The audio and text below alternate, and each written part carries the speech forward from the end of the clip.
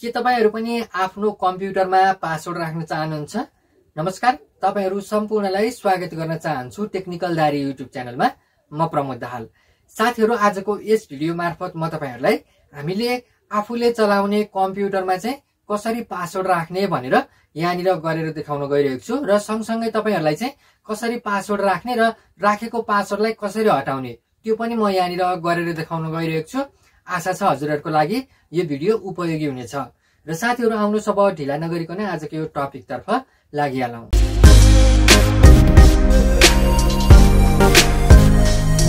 साथीहरु, अहिले यहाँनिर देखिरहनु भएको छ यो कम्प्युटर अन भइरहेको छ। हामीले आफ्नो कम्प्युटर खोल्दाखेरि अन गर्दाखेरि यहाँनिर हामीले पासवर्ड राखेर कम्प्युटर अन गर्ने बनाउनु पर्यो। त्यस्तो अवस्थामा कसरी बनाउने त? त्यसको लागि चाहिँ सबैभन्दा पहिला तपाईहरु यो स्टार्ट बटनमा गएर यहाँनिर कन्ट्रोल प्यानल टाइप गर्नुहोस् र यसरी यो कन्ट्रोल प्यानलमा जानुहोस्।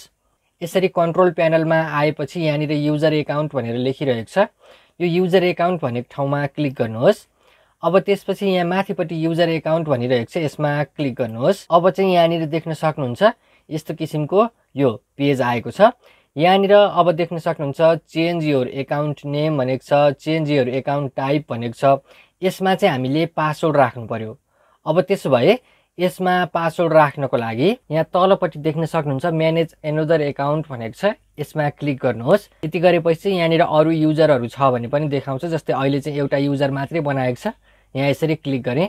त्यसपछि देख्न सक्नुहुन्छ चेन्ज द एकाउन्ट नेम भनेको छ, यसमा क्लिक गर्यो भने हामीले यो एचपी लेखेको नामलाई चेन्ज गर्न सक्छौँ। जस्तै यहाँनिर 1 2 3 लेख्दिएँ मैले, यसलाई चेन्ज नेममा क्लिक गरेँ भने अब यो 1 2 3 हुन्छ। जस्तै फेरि एकपटक यहाँनिर हेरौँ, यहाँ देख्न सक्नुहुन्छ यो 1 2 3 हुन्छ। अब त्यसो भए यसमा हामीले पासवर्ड राख्नुपर्ने।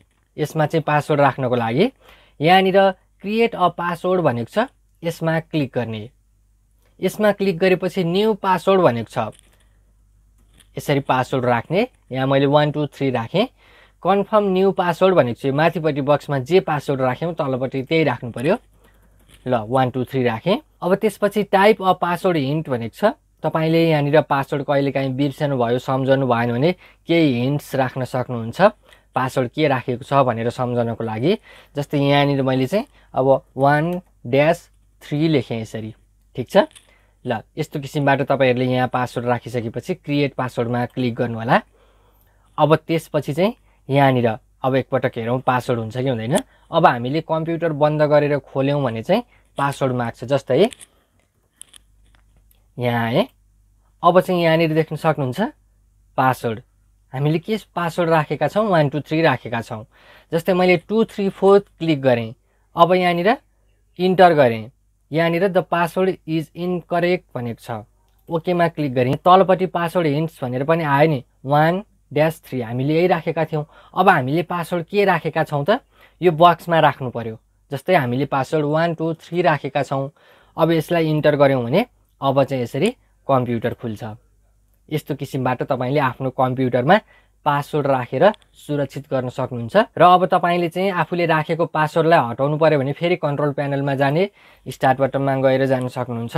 अब त्यसपछि यहाँनिर युजर एकाउन्ट, त्यसपछि फेरि युजर एकाउन्टमा क्लिक गर्ने।